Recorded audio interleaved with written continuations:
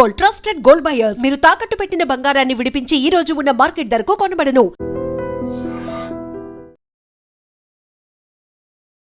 ఖమ్మం జిల్లాకు చెందిన 20 సంవత్సరాల రమ్య విశాఖలో ఆత్మహత్య చేసుకుంది. అయితే ఈ కుటుంబం మాత్రం ఇక్కడ ఉండటం లేదు, ఖమ్మంలో ఉంటున్నారు. మరి హైదరాబాద్లో పనిచేస్తున్న రమ్య విశాఖలో ఆత్మహత్య చేసుకోవడం ఏంటి? ఇదే కదా ఇప్పుడు ట్విస్ట్. రమ్య అలాగే ఖమ్మం జిల్లాకు చెందిన నరేష్ ఇద్దరు ఖమ్మం జిల్లాలోని ఒకే ఊరుకు చెందిన వాళ్ళు. ఈ నరేష్ రమ్య ఇద్దరు కూడా హైదరాబాద్లో పనిచేస్తున్నారు. ఒకరికొకరు ఇష్టపడ్డారు. ఇష్టం కాస్త ప్రేమగా మారి ఆ తర్వాత పెళ్లి చేసుకోవాలి అనుకున్నారు.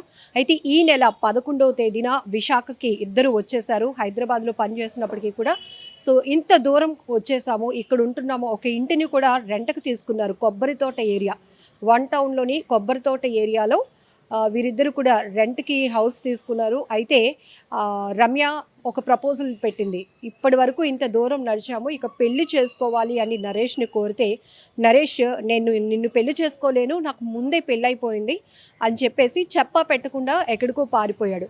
సో దీంతో తీవ్ర మనస్తాపానికి గురైనటువంటి రమ్య అద్దెకుంటున్నటువంటి ఇంట్లోనే ఉరివేసుకొని ఆత్మహత్య చేసుకుంది.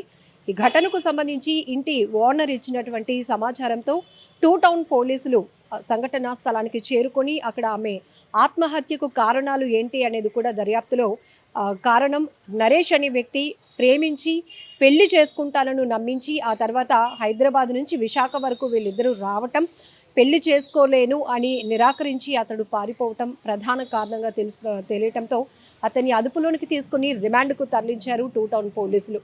ఇక్కడ మనం ఒకటే చూడొచ్చు, ఈ మధ్య కాలంలో ప్రేమ పేరుతో జరుగుతున్న అనేకమైన మోసాల వల్ల హత్యలు జరుగుతున్నాయి, ఆత్మహత్యలు కూడా జరుగుతున్నాయి.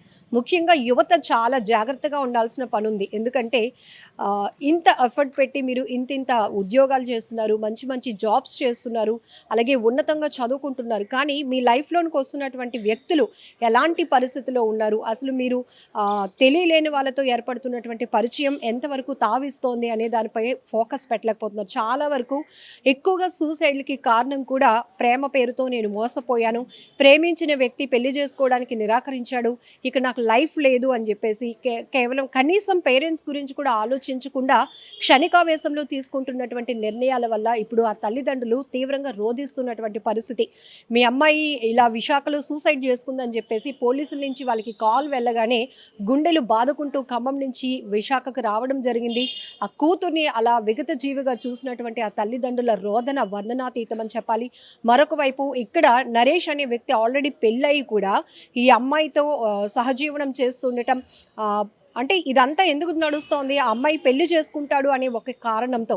సో ఆ స్టేటస్ కూడా తెలీదు, అంటే పెళ్ళి అయిన వ్యక్తి కాని వ్యక్తి తెలియకుండా కేవలం ఒకే చోట పనిచేస్తున్నారు. అది పరిచయం కాస్త ప్రేమగా మారటం, పెళ్లి చేసుకొని జీవితం కొనసాగిస్తామేమో అనుకుంది అబ్బాయి. కానీ అడ్డంగా ఆ యువకుడి చేతిలో మోసపోయాను అని గ్రహించలేకపోయింది. దీంతో ఇక అతడు చెప్పా పెట్టకుండా పారిపోయాడు. అంటే ఇక్కడ మనం చాలా ఆలోచించాల్సిన విషయం, అసలు ఏ ఊరు అమ్మాయి, ఖమ్మం జిల్లాకు సంబంధించినటువంటి ఒక యువతి హైదరాబాద్లో పనిచేస్తోంది. విశాఖ ఈ అబ్బాయిని నమ్మి విశాఖ వచ్చేసింది. ఇక్కడ 2 టౌన్ లిమిట్స్లో కొబ్బరి తోటలో ఒక రెంట్కి హౌస్ తీసుకున్నారు, స్టే చేస్తున్నారు గత 10 రోజులుగా.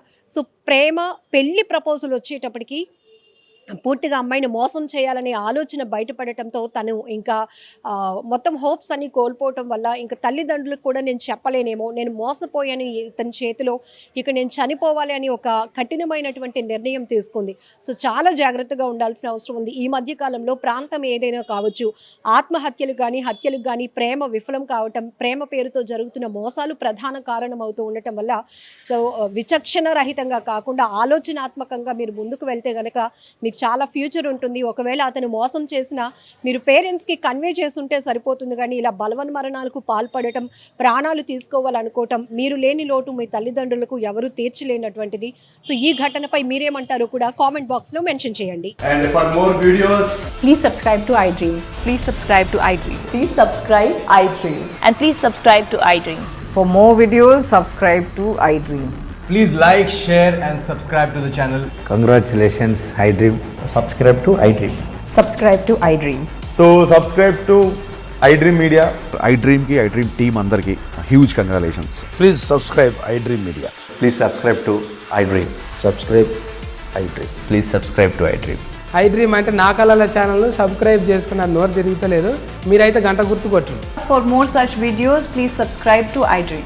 Subscribe to iDream. Please subscribe to iDream. Please subscribe iDream Media. Please do subscribe to iDream. Please subscribe to iDream Media. For best entertainment and information, please subscribe iDream. And don't forget to subscribe to iDream.